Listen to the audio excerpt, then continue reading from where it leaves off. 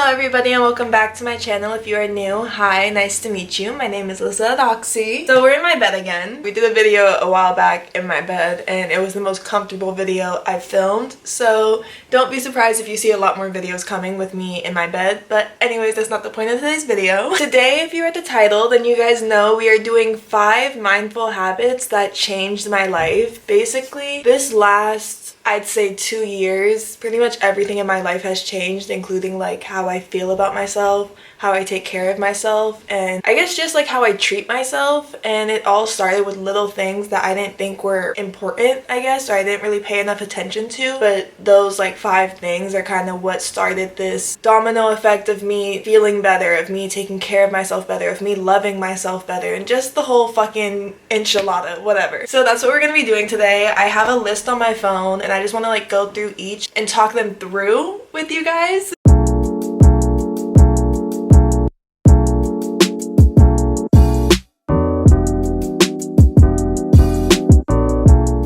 So the first thing, I think I've probably recommended this to every single one of my friends just because of how like important it's become for me and how detrimental it is when I don't use it and when I don't pay attention to it. But the first thing is keeping a daily planner. So I know a lot of people say like, oh, you shouldn't be doing daily planners, like month planners, weekly planners, priorities, all that stuff. I 100% agree. But when you have everything you're supposed to do written out in front of you for each day and you find a routine that works for you, even when there's new stuff you have to do within the day, the routine part is what you want to focus on. Basically, the whole point of the planner is just being able to visualize and see like, okay, this needs to get done, this needs to get done, this needs to get done, what order it needs to get done. If there doesn't even really have to be an order, it's just mapping out everything that your day is going to consist of in front of you and getting to cross it off when you're done with it. And I can't really fully explain exactly why crossing it off when you're done with it is like so gratifying, I guess, but there's just something about knowing like, hey, I got this done, hey, I got this done, hey, I got this done, and then coming back at the end of the day, seeing everything that you need to cross off. It's just a really gratifying feeling that, I mean, why wouldn't you want to feel? It's just an easy ego boost, an easy confidence boost. Like, hey, I was productive today. I got everything I needed done. I did everything I was supposed to. I did good today. That's why I feel like keeping a daily planner, it may not seem like it's that big of a deal. And I, again, for sure recommend like your weekly planners and your monthly planners and your priority planners because it's important. And we can get into different kinds of planners in a different video. If you guys want that, let me know down below. For what we're talking about specifically, the daily planners, that's just what I guess started it for me. The whole finding a routine and getting into a routine, it started with the daily planners and understanding like, hey, like I was a lot more productive than I thought today, you know, like yesterday was a good day, today's a good day, tomorrow's gonna be a good day because I know what I'm gonna do and I know it's not that hard to achieve it. It's just me blocking myself from actually achieving it. Even with this video, I've been putting off this video for probably 3 days and then I finally put it down in my planner and I'm like, okay, now it's on the paper, like I have to do it, so I have no choice.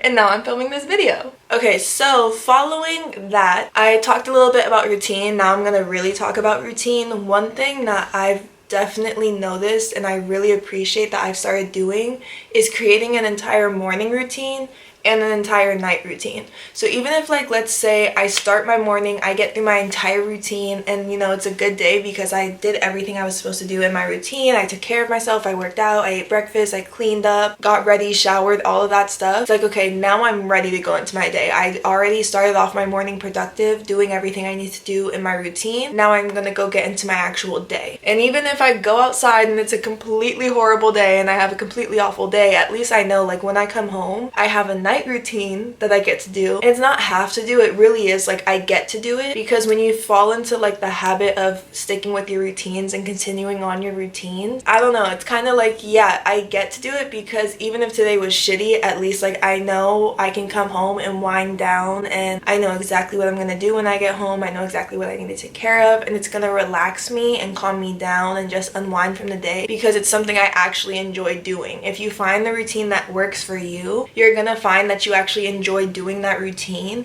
And that's why even if like you start the day amazing and the day ends up terrible, when you come home you can end the day on a good note so you can try again tomorrow rather than like coming home, being in a shit mood, sleeping in a shit mood, and then waking up the next day and wondering, why do I still feel so shitty? You still feel shitty because you went to bed feeling shitty, so of course you're gonna wake up that way. If you get to unwind, release the day, let go of the day, and get back into like your groove, the next morning when you wake up, you can hop right into that morning routine and you're on to the next part of your day. You get me? Yeah, I feel like it kind of, for me personally, it started with a morning routine, and I used to see everyone on TikTok talking about, oh, my morning routine, and I was like, bro, I wash my face, brush my teeth, shower, and go out into, like, what are you talking about? But that really is, like, it may be enough for you, and if it is, that's great, but to me personally, I just don't think it's enough, because if you take care of all the little tedious stuff in the morning and don't let it build up throughout the week, you don't have to plan everything out for a specific day within the week, and then also it just becomes enjoyable because you get into the habit of doing it and it's just part of your routine. I did a night routine video a couple months. It was either months or weeks, whatever it was, but I did a night routine video a while ago. Click right up here to go watch it if you haven't seen it yet. But even since then, I kind of extended my routine a little bit. I'm actually planning another night routine video where I go more in depth of like step by step, absolutely everything, like from start to finish, from when I get home from work to when I go to sleep, what I actually do for my night routine. And I have a morning routine coming at you guys soon, so make sure you guys keep an eye out for that. The whole point of that was basically my night routine was still lengthy even in that video, but I felt like there were things that I wasn't having enough time for in the morning to do, that I was like, oh, I can add this to my night routine, and it just gives me such peace of mind when I go to sleep, because I know when I wake up the next morning, what I have on my plate is lessened. 1000% recommend find your night routine, find your morning routine, and stick to it, because it's gonna let you start and finish the day on a good note every single time. Next thing on the list, okay, this one is so important, like extremely important. I didn't realize the importance until I started doing it, and I noticed the changes in myself. So the third thing that we have on the list is how long I use social media, or I guess how long you use can't speak. How long I use social medias. If you have an iPhone, you can do this, and I highly recommend doing it. I don't know if you can do it on an Android or Samsung or whatever, but I'm sure there's a feature similar. But on iPhones, you can set a time limit on your apps, and I do it with my social media apps for how long throughout the day I'm allowed to use it. I have a 2-hour limit, and then when I hit that limit, there's no more social media for the rest of the day. I can scroll for however long I want, but if I'm up in the morning and scrolling on my phone for 2 hours, I asked myself out because I can't use social media anymore for the rest of that day. So it's like you can go scroll when you have nothing to do for like 5 minutes here, 5 minutes here. A lot of days I don't even use the full 2 hours because I'm so used to not using it as much anymore. It's just a proven fact. You can go do your research and look it up, but social media is so harmful and detrimental to your mental health. And if you're like me and you really struggle with trying to keep a stable fucking mental health, then I highly suggest regulating how much you use and go on your social media accounts, whether it's Instagram, even YouTube, whether it's TikTok, Snapchat, Twitter, whatever it is. Regulate how much you allow yourself to use it, because when you're just constantly taking in content and content and content, it doesn't give your brain enough time to actually think about motivation or creativity or get excited about anything, because it's just you're a fucking robot scrolling on your phone trying to like find more content, find some stuff that's going to give you a little bit of dopamine, but it's not. It's actually lessening your dopamine, and it's less firing going off in your brain, and there's less creativity, less imagination, less productivity. Like, it's just, it lessens so much for you. And I know, I'm pretty sure pretty much everyone in the world is aware of this fact now. For me personally, those 2 hours I give myself or grant myself, whatever, have really helped me, because I used to spend like 3 to 4 hours scrolling on fucking social media and just feeling so terrible about myself, like, wow, like, look at all these amazing things everyone's doing, especially when I follow a lot of people who are in my work field, modeling, and so I would like get so envious and I would get so insecure, like, why are all of these girls working more than me? Why are they booking all these big jobs and I'm not? And all this stuff, when it's like, Alyssa, stop fucking worrying about them, stop comparing yourself to them, worry about yourself, and go outside and find your work. Because I'm sitting here at home scrolling on my phone like, wow, why are they getting all this stuff and I'm not? Bitch, go get it then, you know? But I wasn't in that thought process, and I wasn't in that mindset, because I'm just watching it all happen in front of me rather than actually being the one out there doing it. I don't know, I just feel like the social media is one of the biggest points I wanted to make, because I cannot stress enough like the difference in my mental space and my mentality, how it changed when I like lessened the amount of content that I was taking in. I produce way more content content now, especially, which is a plus, and I take in way less, which I feel like is also a plus.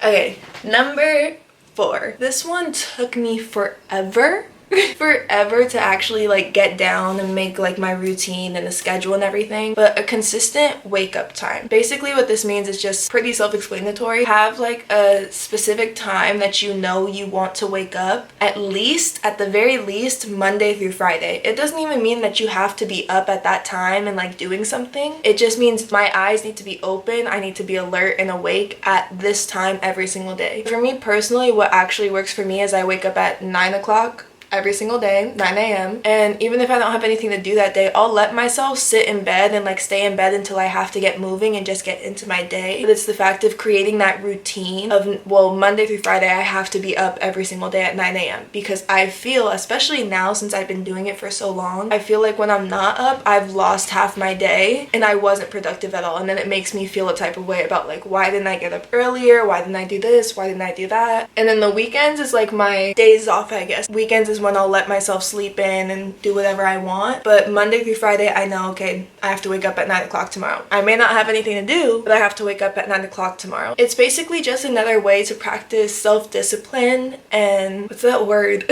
Accountability. That's the word. It's a way to practice self-discipline and accountability for yourself, because even if, let's say, I don't have anything to do, oh well, like I have to be up at this time because I said so, and it's better for me and my mental health and my day-to-day if I hold myself accountable to this standard of 9 a.m. every single morning. It's not even like 9 a.m. is super early or anything, but I know if I wake up at 9 a.m., I'll have the entire day and enough time to knock out everything I have to knock out. And even if I don't have anything to knock out, I know that I did what I was supposed to do and I hold myself accountable for that 9 a.m. wake up. Figure out what time schedule works for you and figure out, what's going to be the best one for you. But when you figure out what time that is, make sure you set the standard like, okay, Monday through Friday, at the very least. You could go Sunday to Saturday, you 100% could, but at the very least, Monday through Friday, this is the time I need to wake up, this is the time I need to get into my morning routine, and this is the time I need to get all my shit together. So with all that being said, we are on to number 5, and this kind of again ties in with number 4 that we were just talking about, learning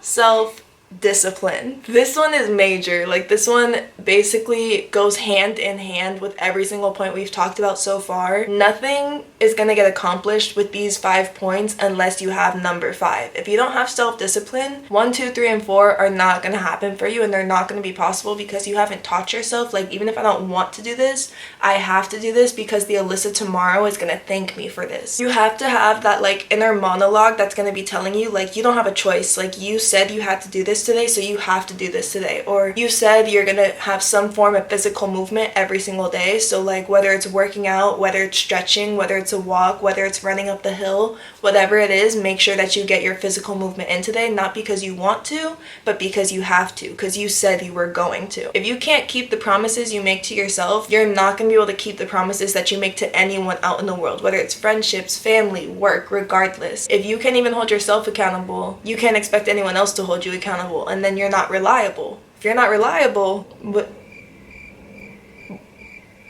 it doesn't make sense. I guess how that kind of started for me is I would find ways to motivate myself every single day until it started to become a habit. It's actually a scientifically proven fact that if you do one thing every single day for 7 days, it becomes a habit. I had to find a week straight where I was gonna force myself to have motivation so that I could actually complete everything I wanted to complete. And then after that 7 days was over, it did start to become kind of easier. It wasn't easy every single day, but it was at least okay, I don't want to, but I have to because I said I was going to, so let's just get it done, let's just get it over with, fuck it, we'll survive, it'll be fine. Basically, with the self-discipline, it's none of the other points are gonna fall into place unless you have it. And that's really with anything in your life, whether it's work, friends, family, relationships, regardless of what it is. If you don't have any self-discipline, you're not gonna be able to provide for yourself or anyone else, because it's not always going to be something that you want to do. It's something that you do despite the fact that you don't want to. If you don't have it, you're not really growing and you're not really moving forward. You're just kind of staying in the same place, and no one wants to be stuck in the same place for the rest of their lives. With all that being said, I really hope this was helpful, and I really hope you guys got some insight into how I got started with just leveling out and making it a balanced playing field between me and the neurotypicals because shit, it's hard as fuck out here. That's what really started it for me, and getting my routines together, getting my planners together, the self-discipline, holding myself accountable,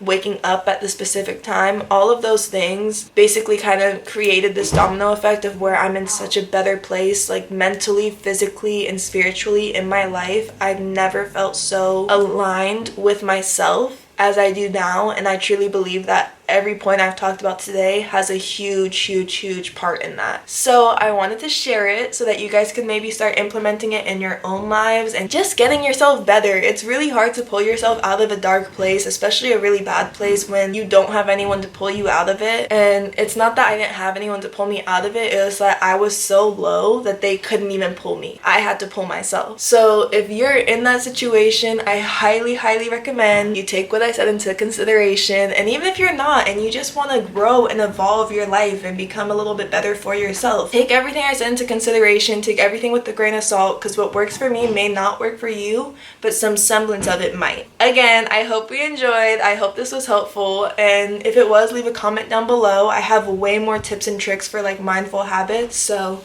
let me know if you guys want a part 2. If you guys did enjoy this video, I have all my recent videos in the description down below, as well as my Instagram and my TikTok, so don't be afraid to check that out. Also, make sure you click that big red subscribe button and give me a thumbs up down below if you did enjoy this video. And with all that being said, I will see you guys next time.